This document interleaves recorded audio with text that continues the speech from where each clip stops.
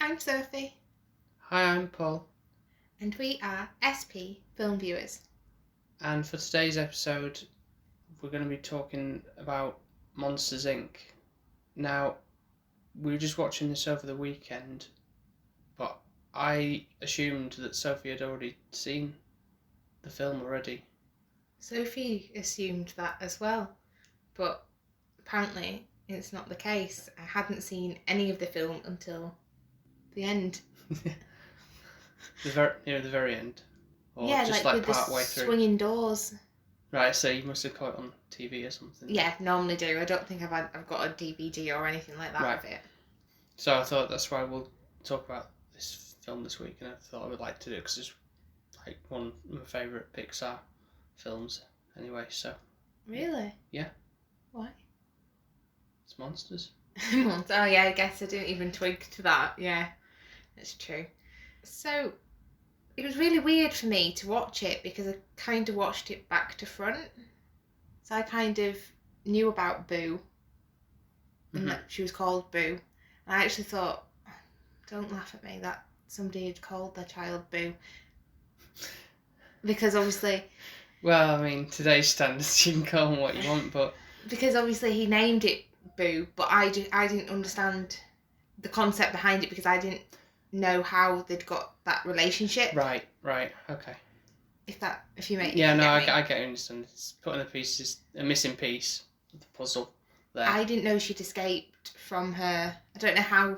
I guess I assumed she needed to go back home, but how, and how it had escaped, or if somebody had stolen her or kidnapped her, was another kettle of fish, really. I didn't actually think that the monsters were scared of children. Well, I think it's just playing on the whole comical concept of it, really. The fact that they live literally to scare... that's how they get their powers, is established at the very beginning, which is a good setup for at the beginning, just to give you like a brief background of how the world works. I really like, and the fact that it is kind of terrifying for them, even though they don't really know much about them. They're just an energy source, really, and they don't know much about it, but they just assume that they're full of diseases and like they're working at a power plant, aren't they, basically, which I didn't actually even know that's... So I really liked that. Like you said, it's a valuable side to the story. It's explaining the purpose behind the monsters being... Monsters Incorporated, meaning the big company that... Yeah. The energy supplier, yeah. But the fact that they're scaring them provides their energy is kind of a purpose of why they're doing it. There's a reason behind it, instead of being... reason to live for them, yeah. Instead of being malicious and just trying to scare little children. Yeah. Kind of giving a reasoning behind it all, yeah. Yeah.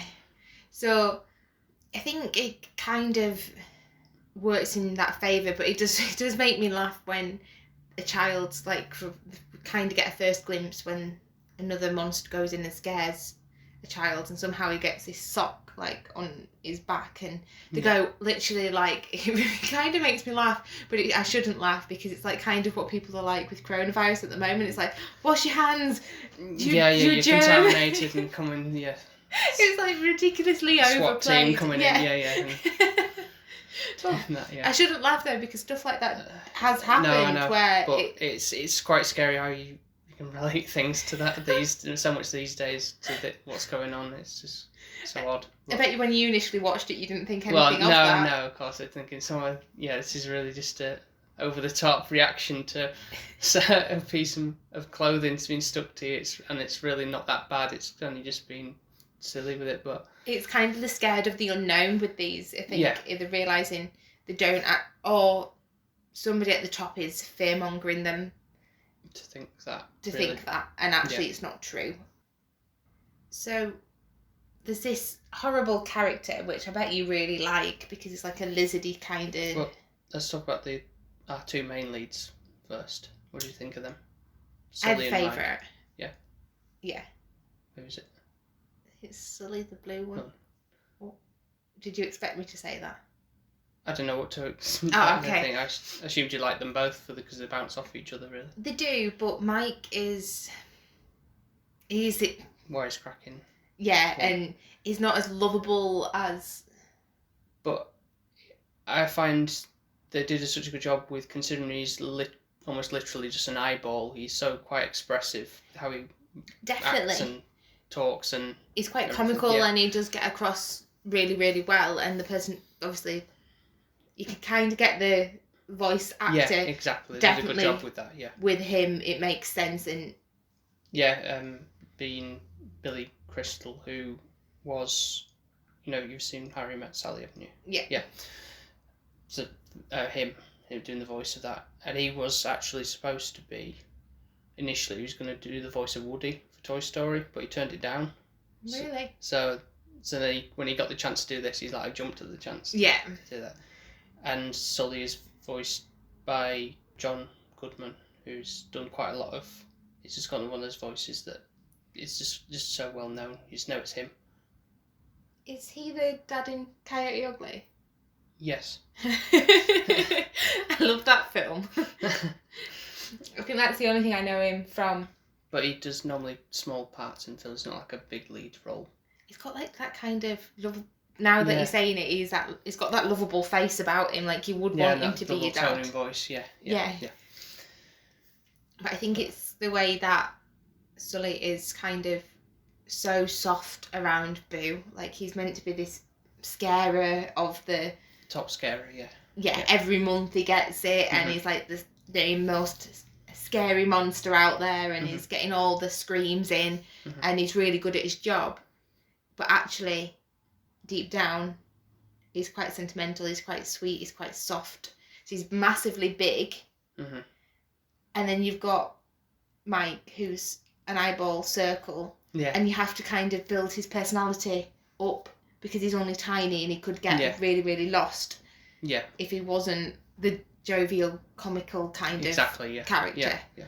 But I think the relationship that pulls on my heartstrings is Sully with Boo, and the way that he's looking after this little toddler, and he's like kind of realises that initially he's a bit scared, isn't he, of her?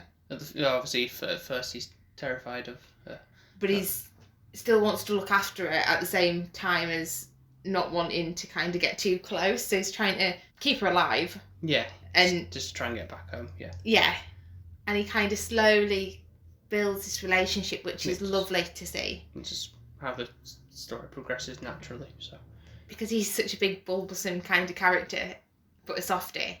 Like, there's scenes where he's trying to run after her, quite comically done, like, because she's so tiny, and she's like, running around. Yeah. And he's trying to pick her up, bless him. Yeah. But it's one of those where you don't expect it to. I didn't know how the relationship was going to grow and how I would feel at the end when they parted. So I was thinking, because normally I do cry at Disney's or Pixar's, I'm really bad for it. We won't tell you what happens until we get further to the ending of the review, because we have, obviously, you always have to have a bad guy, don't you, in these scenarios. Yeah, so we'll go back to Randall. So I'm guessing you like him, because... I guess he's sort of reptilian, in that sense of... I know he's obviously the bad guy, and you're not supposed to like him, but it's... I was like more for his design aspect of him, like a chameleon reptile creature thing. Like, I know if I went to like a store and was going to buy a teddy and I was little, I know which my teddy would be. Yeah, the Sully the Flurry. Yeah, it'd be like, I love you, and wanting to hug it. Yeah. Whereas I feel like you probably would get the bad one. Probably. Which is a bit worrying. Bad guys always do have more fun, as they say, sometimes. I think not Randall. And I've noticed it sounds like Handel, and then he relates to a lot of doors. So I don't know if that's like a fun thing. I don't think so. No. It's just you. I've never heard of a name Randall. I think I have, probably, but let's see. Anyway, it springs to mind for this one. Handel, doors, like that's like the common theme, isn't it? And he's the second rank. And initially I feel sorry for him. Like, he's trying to do his hardest, but he's never going to be able to compete with Sully, and how he's just the top screamer, and he's like trying to get there, but he's just not as good, and he's comparing himself, and you feel really sorry for him a little bit, like, oh bless him, he's trying to strive for something and he's just not going to get it. It's more like you can sort of relate in a workplace environment, can't you? Like you try your hardest sometimes, but no matter how hard you try, there's always somebody who seems to just coast through and just have it easy. Yeah. Do the job or whatever. And they get all the praise, and then even if you did try really, really hard, you still not notice because you've not done it as good as this other person. Yeah. So it's just what life is like, isn't it? Mm-hmm. So you do kind of pity him a little bit, and you think, yeah, I know where you're at. He's the underdog, so to speak. Mm-hmm. And a good British person always loves an underdog. We cannot not. We always back them, and we feel sorry for them. And I started to feel that way initially. But then changed tune and realised he was trying to cheat his way through I was duped, wasn't I? Yeah. And I'm thinking, Sophie, how gullible. You've been so good at all these other films. I let my guard down. And the stupid thing is, I knew he was a baddie because I'd seen the end. So why was I surprised? I don't know. So obviously, yeah, he's cheating, like you said, is opening Boo's... Why he's picked Boo of all people? He could share it a little bit, unless she's like a good screamer.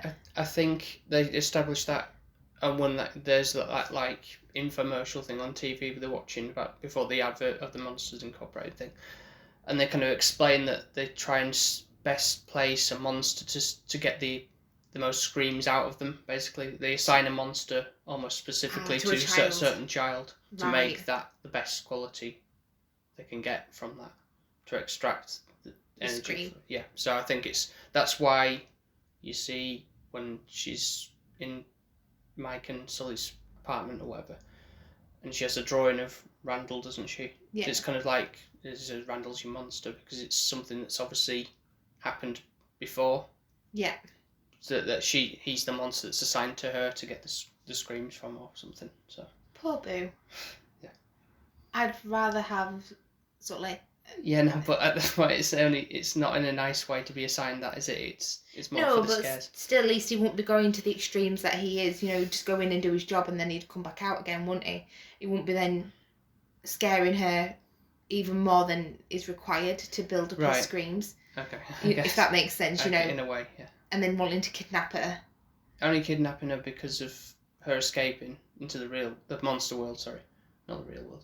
But that's his fault, because he shouldn't have left the door open. And it's the whole thing of, if Mike hadn't done his paperwork, then Sully wouldn't have encountered Boo. It's that knock-on effect, isn't it? Yeah, it's like a domino thing, isn't it? Whereas, if this hadn't happened, then this wouldn't have happened. Yeah. Then we wouldn't have a movie. Yeah, exactly. So I really think it's quite a good kind of characterization for Randall. I think he does kind of get to the point where you just don't really like him. He's a sleazeball. You also did say the voiceover character, Steve Buscemi again, yeah. Which we know my thoughts on him from being Mr. Pink, running out and leaving everybody to die. Mm-hmm. He's that kind of sleazeball, kind of somebody who gets underneath his skin, kind of horrible character. Mm-hmm. And I think he is portrayed quite well as that. And I don't like the fact that he's sneaky, because he changes his colours.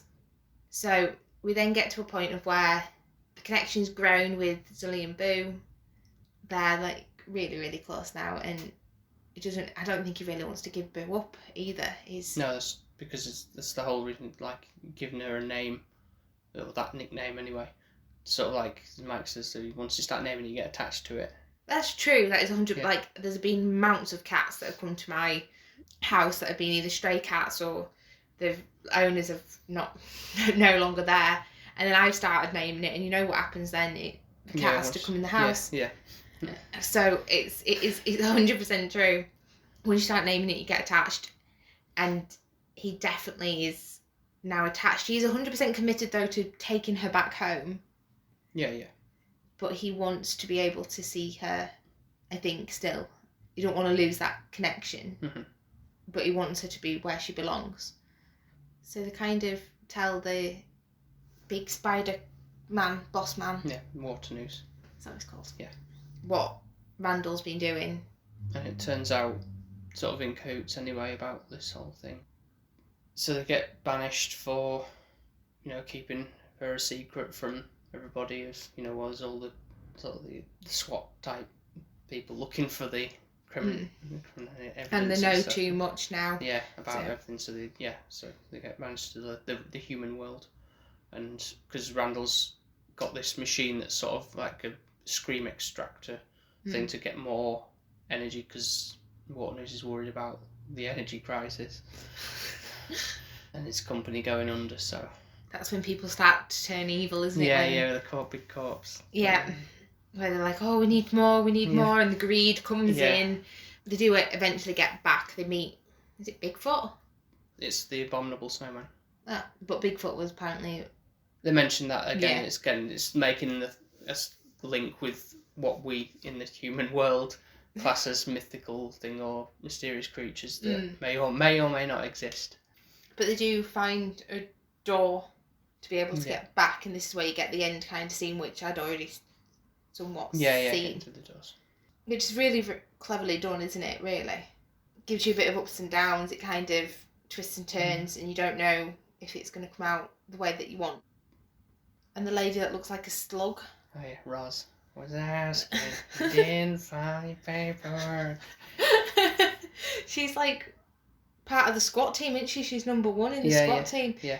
How is she when she's a slug?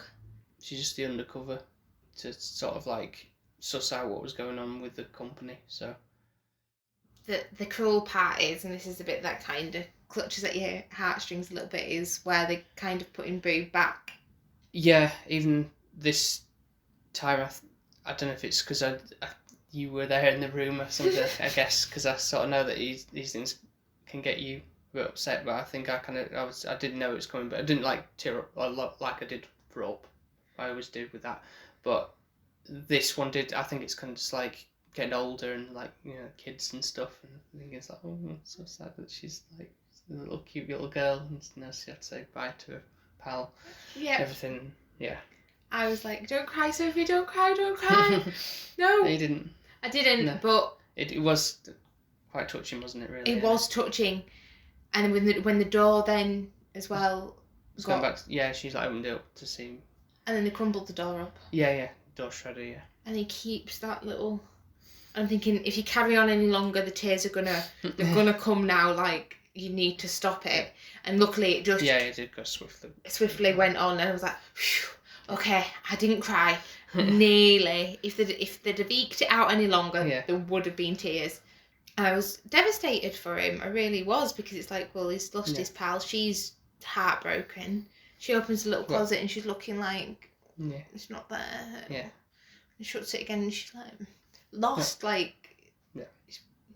However, it comes to happy ending.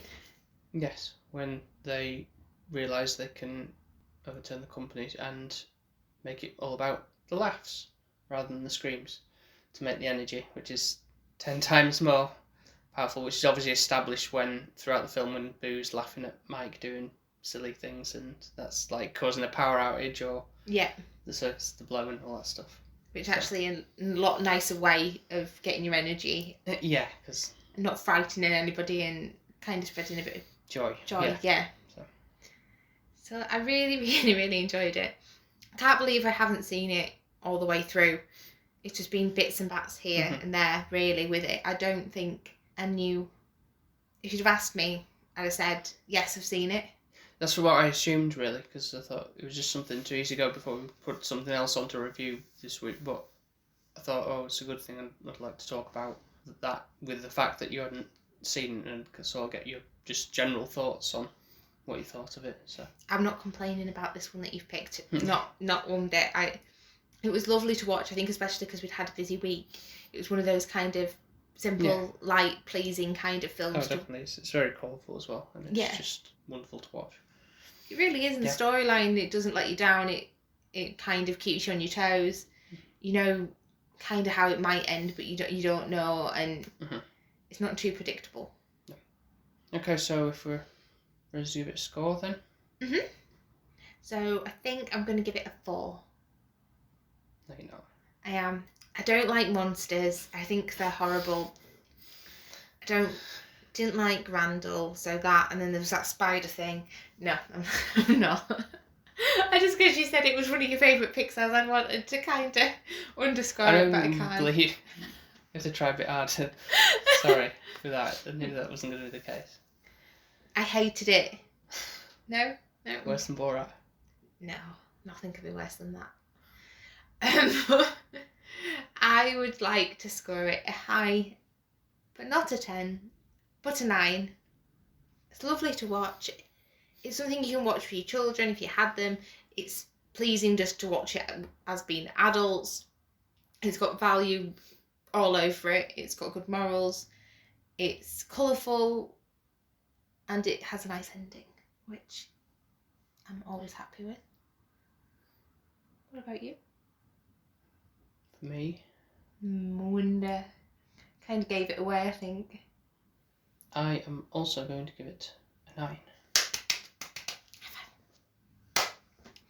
Good film pick. It's a very good film pick.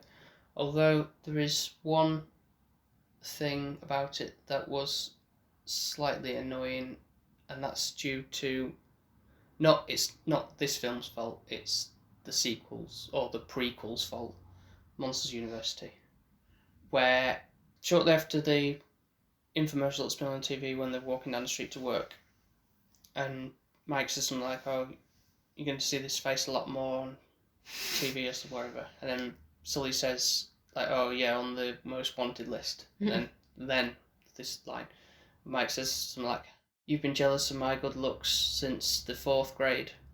Now, how could that be if they met in university for the first time? Oh, I didn't know that was, yeah. Well, you'll have to write in and let them know that they've messed it up. Which kind of just ruins the whole purpose of the prequel, really, in that sense, because it's like, well, that doesn't make sense. So did they meet in university? They weren't like kind of like friends at school and then both went to university together? No, it's not certainly not implied, really. That it's kind of like the fact that, oh, we're meeting you, oh, I don't like you, we're not going to get along, and then they have to work together as part of the thing at the university challenge or whatever. But so it's not.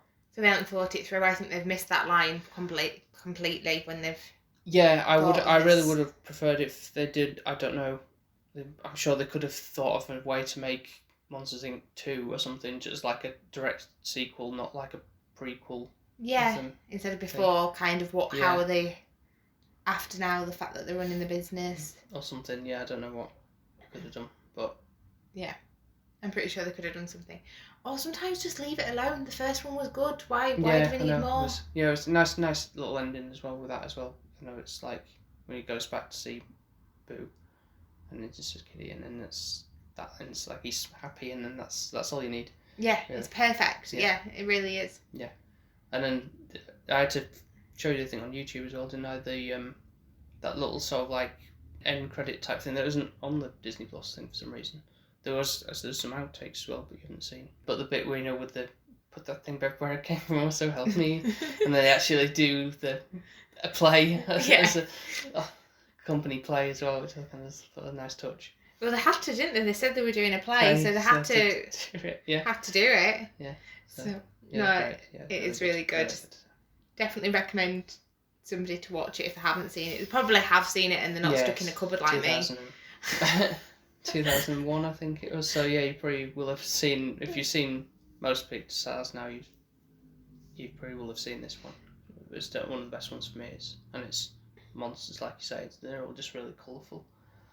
No, you love a good monster, don't you? Yeah. So thank you very much for listening. I hope you enjoyed our thoughts and probably think, where the hell has Sophie been for the last 10 years or wherever. Just not watched a lot of films, just that's what it is. And then I met Paul and whole world opened up somewhat. What we'll say is, now, just as a precursor for next week or so, we are in the process of a big move to our new place, so there may or may not be a delay in getting the next episode out for the following week, or might have just taken a little short break potentially with things to see how we go with our schedule of stuff. But we'll maybe a little delay possibly. We'll have to see how it works. But we'll try our best to get back on track sooner rather than later. But yeah, just to make you aware of that in case. And hopefully it'll be a hell of a lot quieter where we live, so you won't have any other noise. Yeah, traffic or bangs or thing like that. So because it's quite rural, so it's beautiful.